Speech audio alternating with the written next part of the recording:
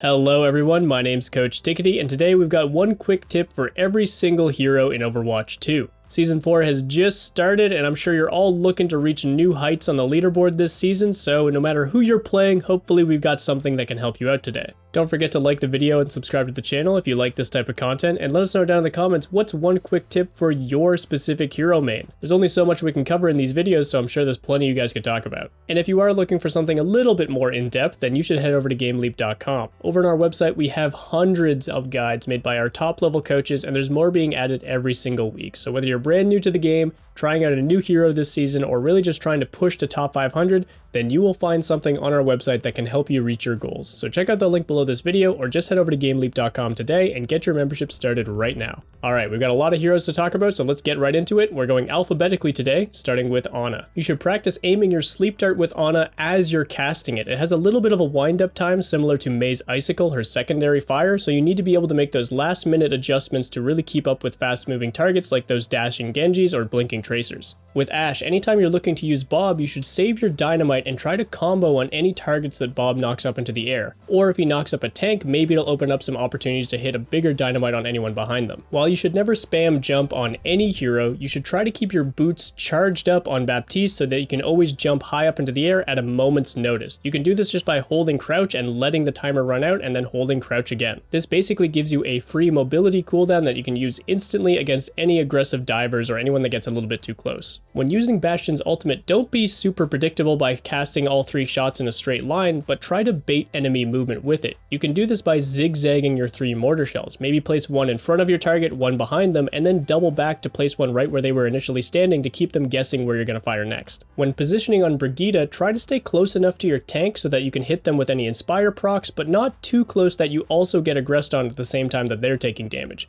You want to make sure you're never getting hit by Rein swings, Winston zaps, or anything like that, so you can still stay healthy yourself. But you do want to make sure you're able to stack both types of your healing, your repair packs, and your Inspire on the same target on that tank whenever you need to make sure you can get your maximum healing per second. Cassidy may have been nerfed this season, but he's still one of the tankier backline hitscan members. You should be looking to use the damage reduction on both your roll and your Deadeye to survive enemy aggression. Roll can help you survive things like Pulse Bomb or Echo Sticky Bombs, and the Deadeye can help you survive pretty much any solo aggressor. One of my favorites is using it to counter a primaling Winston. When you're playing D.Va, unless you're using your Matrix to save someone's life in the moment, try to make sure you're never letting it dip below that 50% range on the meter. Overwatch 2 is so incredibly fast-paced that you never quite know when you're going to need that extra bit of Matrix usage in those emergency situations. DOOMFIST is a very complicated hero to talk about, but if you're just trying to get a handle on the fundamentals, make sure that when you're going to charge up your punch with your block, make sure you don't need your punch to escape. This will completely waste your time and burn up that empowered punch. Instead, make sure you've either got your seismic slam ready to go, or that you're in a safe enough position to survive without using movement skills after you've got your punch charged. When playing Echo, you shouldn't be using your flight just to stay airborne or just to poke at the enemy, since this is your best defensive skill. You don't want to think like PHARAH where you're constantly in the air. Instead, you want to think of it closer to something like Genji's dash. If you need it to get out, you want to make sure it's off cooldown. When playing Genji, keep in mind you don't need to dash through your targets every single time. Dashing directly in front of them by aiming at their feet can make it easier to stay on your target and will still get you that guaranteed damage. This can make it easier to track your target in close range since you won't have to turn around 180 degrees to stay on top of them, and it can prevent those awkward situations where you dash a little bit too far and maybe end up out of range. When you're lining up a Dragon Strike as HANZO, try to get your Sonic Arrow out as often as possible to make it easier to read enemy positions. This also will make it a lot easier for your teammates to follow up on those enemies when they're locked down by the dragon or when they're forced out of position. Junkrat Queen has a lot of powerful cooldowns, but her most explosive is probably her Carnage, her Axe Swing. When casting this ability, remember that it has a lingering hitbox as long as the animation is out. This means that you can move your camera as you're swinging the axe to hit a larger area of effect. If you're quick enough, you can even hit a full 180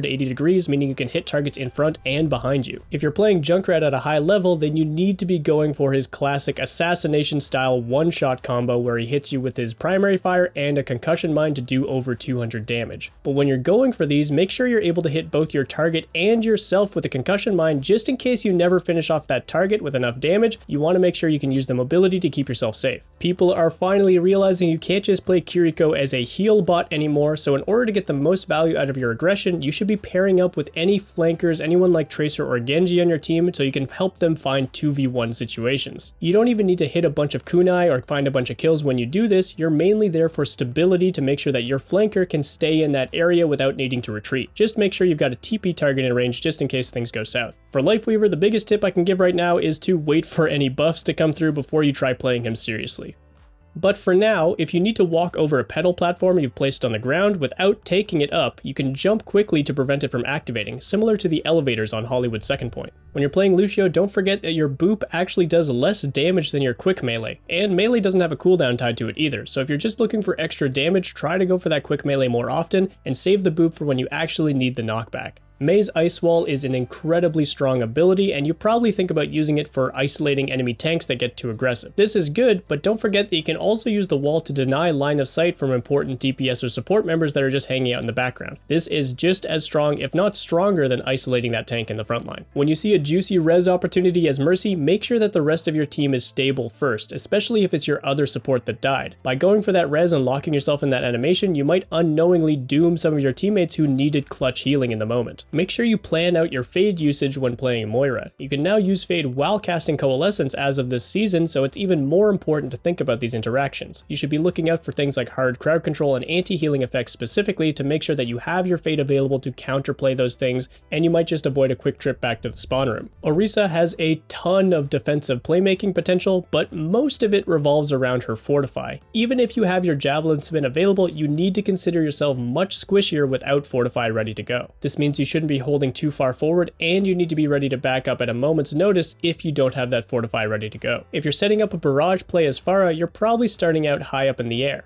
When you're doing this, you should let yourself free fall before you cast your ultimate, since if you use your jetpack to hover around, it'll make noise and might alert enemies to your position. Oh, and don't forget to shoot a rocket off before you cast your ultimate because it's just free damage. Ramattra has a ton of very strong cooldowns which make him very tanky and very threatening. But anytime you're using cooldowns defensively, you should try to make sure it's in response to an enemy cooldown. If you're reacting defensively against just poke damage, you'll never get a chance to move forward or get aggressive yourself. When playing Reaper, it can sometimes be tempting to just rip out the ultimate to win a duel or style on an opponent, but keep in mind that you'll actually do more DPS with your primary fire than with your ultimate against a single target. So unless you're not confident in hitting your shots, or maybe if you've run out of ammo, you shouldn't be using this ultimate to win a duel. This also means that if you're playing in a Reaper mirror and the enemy Reaper is going for his ultimate, you can out DPS them just by shooting them in the head, so don't be afraid to just walk right in there. When playing Reinhardt, similar to our Diva tip, you should never let your shield drop below 50% HP unless you need it to survive. Without your shield healthy, you can't react to enemy cooldowns or focus fire nearly as effectively, and especially if you happen to be playing in a Rein mirror, you always need to be ready to block that shatter. If you're a Roadhog player, then you should head over to twitter.com and ask the dev team why they haven't released his rework yet. But for now, when you're playing Roadhog, make sure you're not going head to head against the enemy tank. You want to find squishier members in the enemy backline to deal damage against, and in this way you'll find more opportunities to hook the enemy tank out of position, which can benefit your team even if you don't find the kill. You should always put up a shield before you cast your ultimate as Sigma, since you can't use any abilities except your primary fire during your ultimate cast time. And if you're worried about enemy crowd controlling effects interrupting your ultimate, then make sure you're playing as safe as possible the moment you put your ultimate down, since you don't need to be looking at it to make sure the animation goes off. You might miss out on a bit of damage, but it's better than getting your ultimate cancelled. Sojourn has a ton of pop-off potential with her kit, but you shouldn't be trying to hit every single headshot with your railgun. Keep in mind that the railgun, when fully charged, does 130 damage when it's just a body shot, so if you can poke down a DPS or support member to around half HP, you can finish them off with that easy to hit railgun. When playing Soldier 76, you should be looking to reposition as often as possible with your sprint. Even if you're getting forced out of a high ground or a flank angle, you should be looking to retake that space as soon as the enemy backs off. You can do this better than most DPS since your damage is so consistent and your sprint is free.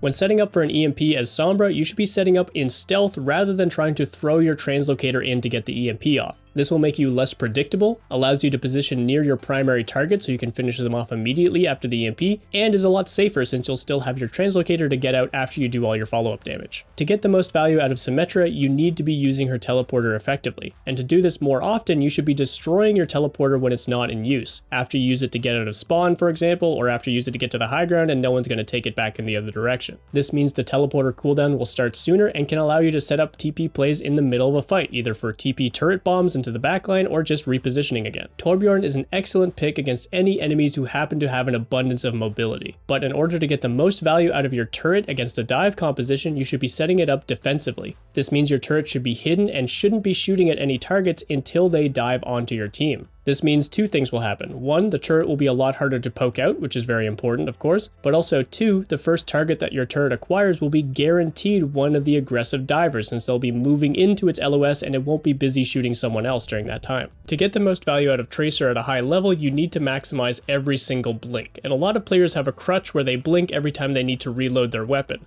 This habit can make you miss out on potential damage as well as make you more predictable to your dueling opponents. Instead, you should be timing your blinks around your opponent's best damage opportunities, which come when they've acquired you in their crosshairs, aka when they're looking at you, when they have cooldowns available, and sometimes just when they are done reloading their weapon. When you're playing Widowmaker, you should be looking to change up your position very often, like once every 2 or 3 shots often. This is because you're very vulnerable when the enemy knows where you're positioned, especially when you're playing against enemy snipers. You don't want to give away too much information, you want to keep them guessing, but also once the enemy knows where you're shooting from, they are going to choose their own positions around that line of sight that you have access to. So the more you change up your position, the harder it is for the enemy to escape your shots, and therefore the more shots you'll be getting off and hopefully more kills. When using Winston's Primal Rage, it's very tempting to go for those juggle kills or big environmental kills, but you shouldn't be trying to force those every single time. Just forcing an enemy out of a power position or booping a vulnerable enemy into your team is just as effective and much easier to pull off. If you're playing Wrecking Ball and you don't see a great opportunity to go for a rollout or any strong grapple angles, don't be afraid to just pull out your guns and start poking. Wrecking Ball has the best weapons out of any of the dive tanks, and he can do a surprising amount of damage, especially against enemy tanks with those gigantic head hitboxes. If you're playing Zarya, you need to know when to best use bubbles for yourself and when you should be using them for your allies. Self bubbles are great for building charge or absorbing enemy focus fire, but unless you're really high charge yourself, you should be trying to bubble your allies in order to get aggressive. Your DPS will put out much more explosive damage, and the more time they can fire their weapons, the better. This is especially relevant when using it for any allies that are using their ultimates or anyone with a high amount of mobility like Tracer or Genji, or even Reaper with his TP. Zenyatta's primary fire is so much better than his secondary fire, his volley. The only times you should be using volley is when you can't hit anyone reliably with your primary fire due to range or line of sight restrictions, or if you're really going for that one-shot potential. Keep in mind that the damage output, the pure DPS values of your primary fire, are nearly double that of your volley if you're comparing them side by side. And additionally, it's much faster to recast your Harmony or Discord orbs whenever you're just shooting primary fires compared to when you're charging up a volley, since you'll have to wait for that full animation to end before you can use abilities. Whew,